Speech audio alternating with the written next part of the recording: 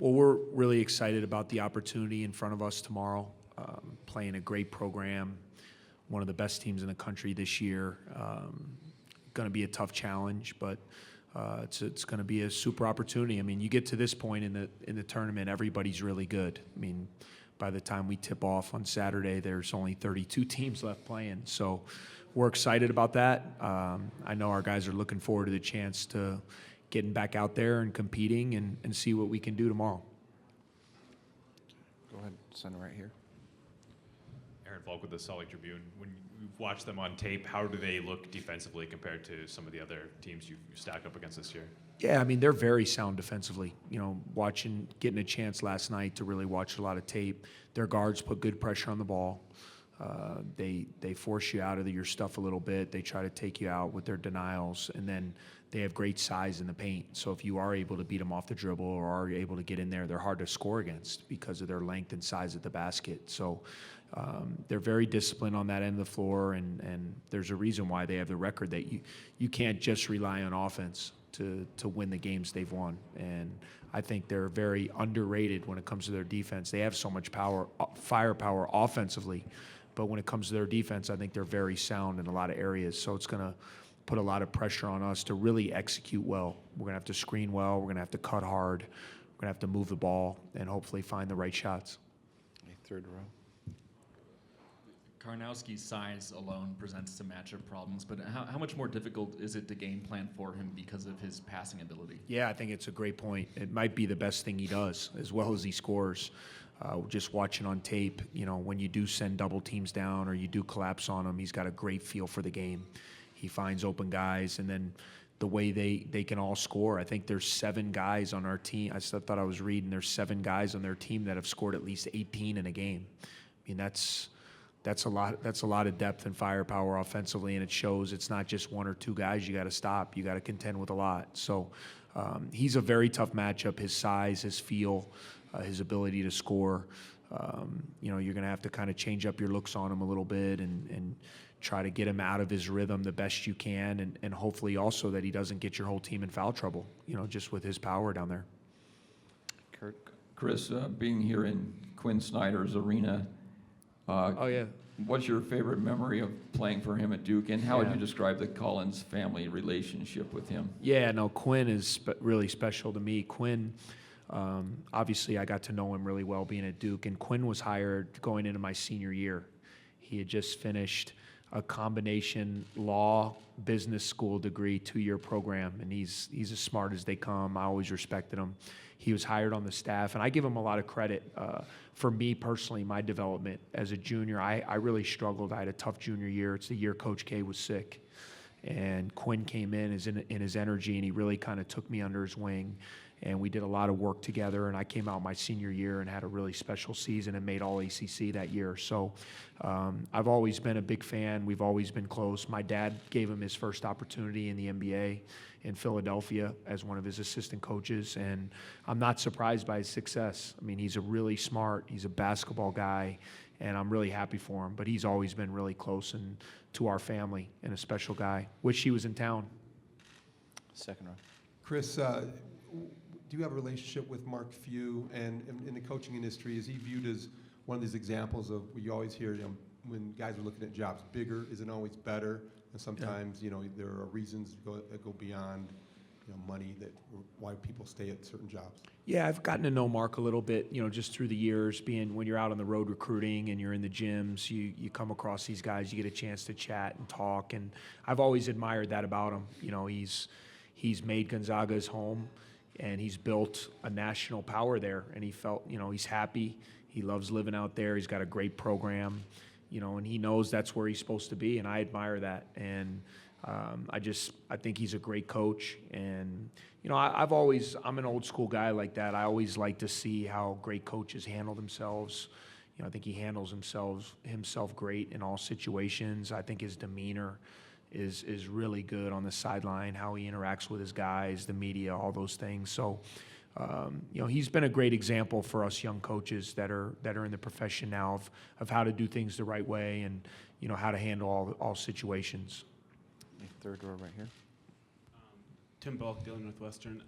After yesterday, try to get Vic some easier shots, or is it just a matter of him waiting for him to start hitting some shots that he probably could have hit yesterday?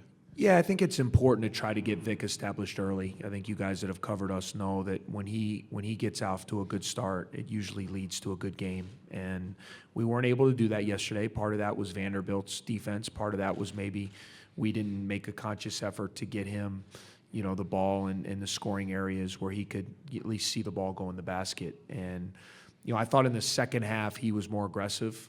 In the first half, he kind of got out of the flow, and Scotty and BMAC had it really going, and they carried us. But, Vic really wasn't in the rhythm. And then the second half, he tried to and wasn't really able to get going. I think 7 of his 8 shots were in the second half. So, he's a big part of what we're doing. There's no secret. When we play well, our wings usually produce, Law and Lindsay. And so it's going to be important tomorrow. Can we get him in the post? Can we get him something easy just to see the ball go in and kind of get him back on track to being the guy he's been most of the year? Front row, Amy. Amy Donaldson from Deseret News. I was wondering in your film study if you looked at the BYU game, their only loss, and if there's anything you saw there in particular that you might be able to take advantage of. Yeah, it was definitely one of the games that we watched as a staff last night. I thought BYU played great. They made a lot of shots, which I think you have to do. I mean, you got to, as simple as it sounds, you have to score against this team to beat them. You're not going to hold them. They have too much firepower. So you can play great defense, but you still have to find a way to score against them. And I thought that's what BYU did. They made shots from the perimeter. Their big man, I think had 29 that night and got to the foul line and was able to get some easy buckets. And, I thought part of it too, I thought it was senior night and they had all the undefeated pressure against them. And, I think it probably relaxed them, kind of maybe getting that loss and kind of just getting settled back into chasing a national championship now. So there were a few things you can take, but obviously everyone has different styles and different ways they play. So, the main thing we try to do is I've seen them on TV a few times, but last night was really important for me to just watch them a lot. I tried to watch as many games as I could just to get a better feel for who they are. I really hadn't seen them other than highlights, play a lot. So it was a good chance for me to get to know their personnel and their style really well. Fourth row. Chris, Chuck Culpepper from the Washington Post. You have a really varied background in this lunatic sporting event, and to convey it to your players. I'm wondering how much Scotty Thurman's shot and that night still live in your brain. Come on, man. I have a YouTube of it. And can that kind of thing be helpful for a coach now at all? I try not too much with our guys to talk about when I played. I just don't think it's relevant. They know I played. There might be certain experiences that I bring up, but that was a tough night. I mean, that was playing for a national championship. It was the game you always dreamed of playing, and Scotty hit a great shot. And then what people don't realize after that is I had a shot to tie it, on the next possession. That was from the top of the floor that went in and out that I thought I made when I shot it and just didn't go down. So, that was one of the toughest memories. It was one of the greatest memories, but also one of the toughest because you came that close to being a national champion. But with our guys, I've tried to use my experience of being in the NCAA tournament a lot to help with just how we manage this all with media and the hoopla and everything that goes along with being in an NCAA tournament. But I've tried to shy away from talking about what I did. First of all, I'm too old now. None of them know that I even could play at all. So I haven't talked about it too much, and I was in a great mood until you brought that up. So thank you. Fourth row right there, please. Ian McCaffrey, Incident, and you, Coach, sort of what is Nigel WilliamsGoss bring to the team for Gonzaga, and how are you guys going to go about sort of slowing him down or stopping him tomorrow? Yeah, I mean, he's a one-man fast break. I knew he was a great player, and then getting a chance to watch them on film a lot. I mean, he creates so much offense for them in the open floor. You really have to do a good job of trying to stop him and forcing them as best you can to play in the half court. I mean, there are so many times that they outlet that ball and he just makes it happen. So we're going to have to get back. And they remind me in our league a little bit like Michigan State in that regard. I mean, Michigan State's the one team in our league that really gets you on your heels with their fast break game. I think Gonzaga mirrors that a little bit. But he's the guy that makes them go. There's no question. He's a great player. He's got a swagger to him, the way he carries himself, his poise. And, a big part of what we're going to have to do to stay in this game is to make sure that he doesn't go crazy against us. Okay, question right over here, please. Chris, on paper, this looks like a real David versus Goliath when you look at the size they have. But how have your kids not been able to tell me why they don't become intimidated in these situations or even embrace a Cinderella mentality? They are so confident that they belong and believe that they're going to win this game. Well, I think, we play in the Big Ten. So, I know we've never been here, and this is all new territory, and it's really exciting and all those things. But, night in and night out, we're playing against pretty high-level competition throughout the year. And so, our guys draw confidence from that. We've had to go down the line and play the Michigans and the Purdues and the Wisconsins and Michigan States. And so, when we get in these atmospheres, I think our guys, there's a confidence and a belief that we belong. And I like that. You have no chance to be successful if you don't have that belief and confidence in yourself. So, that's why for us, we don't really view ourselves as a Cinderella story because, we feel we've played a great schedule. We've played a lot of high-level teams, and we've done well. And so, this is just another example of that. We need to use our experiences that we went through in the conference and in the preseason to carry it out tomorrow when it matters most on the biggest stage in the NCAA tournament. Okay, fourth row right there. Hey, Chris, what were the qualities in Derek Pardon that you saw that made you want to bring him in? Yeah, well, it was interesting. Derek played with a really great player in high school, Carlton Bragg, who's a good player for Kansas. And, we went into the high school to see him play. And I'm very friendly with this high school coach. I've known for a long time, played point guard at West Point. And so he kept telling me, Carlton's really good, but I got a kid who's special. And you got to come in, you got to check this kid out. Carlton gets all the hype, and he should. He's real good. But I'm telling you, this kid Pardon's going to be great. And, Derek, when Derek was in 8th grade, he was about 55 pounds heavier than he is now. And he's had to work to change his body, to work on his game, to get better. And he's always been like a lunch pail type of kid. He's never wanted any attention. He just shows up every day. He's pretty quiet by nature, but he's a competitor. And I went to see him play a couple times, and every time he'd get every rebound. He'd run the floor hard every time. When he got the ball, he'd finish. If not, he wouldn't say anything. He'd just keep competing. He'd keep battling. I just said, man, there's something about this kid I really like. And, he's been fantastic for us. We believed in him from the beginning in recruiting, and he believed in us. He committed early. And it's been a match, I think, made in heaven with the two of us because he fits everything that I want in a player. He wants to show up every day. He wants to get better. He wants to compete against the best. And he's I know I talk about Sanjay a lot, but in a lot of sense too, he's a big rock for our team as well. Right here, please. Hey, Chris, Vinny Duber, CSN Chicago. You talked a lot about confidence a couple answers ago.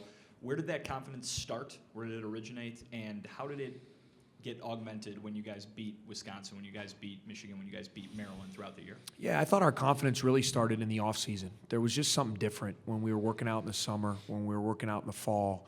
I just noticed a swagger to our guys. There was just a different feel. When we were doing drills and we were competing in practice, I could just sense that they were ready to be good, and they believed it. There was no more hoping we belonged. It was, no, we're good. We're going to win.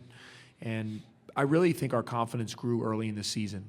We had a stretch of games. We went to Butler and played in Hinkle Fieldhouse right out of the gates, and we lost at the buzzer.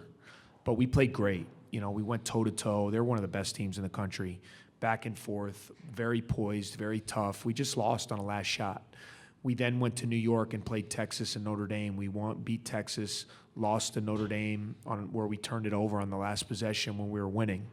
Then came home and we beat Wake Forest, who was an NCAA tournament team. So I thought that stretch of games really showed our guys and showed our staff, we have a chance to be pretty good this year, and we need to take advantage. We need to be confident because we can do some damage, and I think that stretch was really important for us. Okay, we have time for one more question right here, please. Chris, I think when you guys do what you did yesterday and this week, you capture imagination, and people start to wonder what's the ceiling. And how has this week, in your mind, changed the expectations for Northwestern basketball? I mean, me personally, it hasn't changed it at all, you know, and I've talked about it since I understand what the NCAA tournament meant to everyone at Northwestern, and it was great. It is great. It's everything we all dreamed of. But, you know, I said from the moment I was hired that, you know, my dream for Northwestern is to be a championship level program, and I don't think there's any reason why we can't eventually get there. You know, we have work to do. We have to continue to recruit well and develop guys and get better in different areas. But, you know, where we are in Chicago in the Big Ten, we have a huge facilities renovation project going on with a new arena, practice facility, offices. You know, in my mind, there was no reason why we couldn't compete against anyone nationally, and that's how I still feel. But that being said, we have work to do, and this is just a great step along the way. And this is a great opportunity for us to continue to push forward and eventually be that program that we want to be. Okay, Coach. Thank you for your time. All right, thank you guys. And good luck tomorrow. All right, see you tomorrow.